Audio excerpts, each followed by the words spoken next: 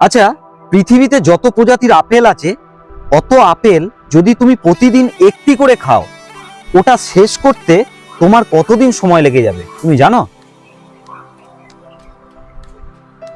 সব জ্ঞানটাই অর্জন করতে হয় বই পড়ে। তো বই পড়ে আমি এটুকুই জেনেছি 20 বছর সময় লেগে যেতে পারে। একদম সঠিক।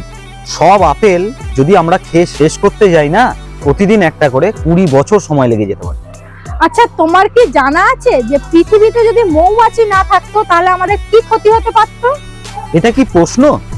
ধরোই না, তোমার কাছে এক প্রকার প্রশ্নই করছি, তোমাকে জিজ্ঞাসা করছি, তোমার জানা আছে কিনা সেটা জানতে চাইছি। আমি যেটুকু জানি, অ্যালবার্ট আইনস্টাইনকে চেনো নিশ্চয়ই। অ্যালবার্ট আইনস্টাইনের মতে পৃথিবীতে যদি মৌমাছি না থাকতো তাহলে পৃথিবীর মানুষ 4 বছরের মধ্যে সব শেষ হয়ে যেত। এবারের প্রশ্ন হচ্ছে, কোন প্রাণী বালির মধ্যে তার মাথাটা লুকিয়ে রাখে? কখন জানো? যখন সে দেখে তার সামনে বড় বিপদ চলে এসেছে। এটা বলতে গেলে একটা প্রাণীর কথাই মনে হচ্ছে, সেটা হচ্ছে উট পাখি। কারণ সে যেহেতু মাথাটা বালির মধ্যে ঢুকিয়ে রেখেছে, সেহেতু ও কাউকে দেখতে পাচ্ছে না, তাই ওকেও কেউ দেখতে পাচ্ছে না, এটা ও ভাবে।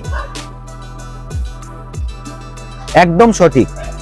আচ্ছা বলো তো, পৃথিবীতে প্রতি মিনিটে কতবার বজ্রপাত হয়? প্রশ্নটার উত্তর কি তোমার জানা আছে?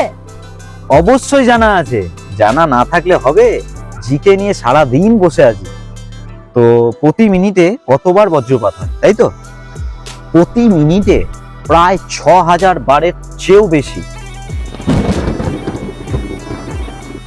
সবসময় বজ্রপাত হচ্ছে, কিন্তু আমরা চোখে দেখতে পাচ্ছি না। একদম ঠিক। প্রশ্নটা ভীষণ ইন্টারেস্টিং কিন্তু। বলো তো, কোন প্রাণী নিজেকে ছদ্মবেশ তৈরি করতে পারে, এমনকি সে নিজেকে গাছপালা ডালের মধ্যে লুকিয়েও রাখতে পারে? কে সেই প্রাণীটি? এটা খুবই সোজা, তো হঠাৎ করে কারোর মাথাতে আসবে না। সোজা নয়। এটা হচ্ছে প্রজাপতির মতো দেখতে মথ। একদম সঠিক। প্রজাপতির মতো দেখতে মথ। এমন এমন প্রজাতির মথ আছে যারা গাছের ডালের মধ্যে এমন ভাবে থাকবে মনে হবে যে গাছের ডালটাই পড়ে আছে।